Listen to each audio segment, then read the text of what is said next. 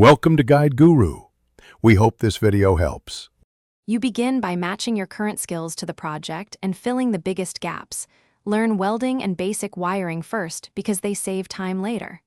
Once done, pick a car with available parts and acceptable rust. That decision drives cost and complexity.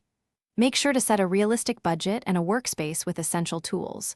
Jack, hoist, grinder, PPE. You'll start by documenting the car's condition and creating a prioritized task list to keep momentum.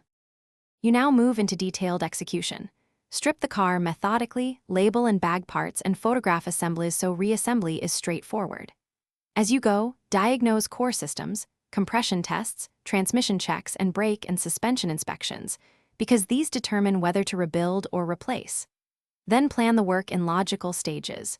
For example, address rust and body alignment before paint, and tackle drivetrain rebuilds while waiting for parts. Make sure to track lead times so downtime is minimized. You finish by reassembling in the reverse order of disassembly, using checklists and specs to avoid mistakes.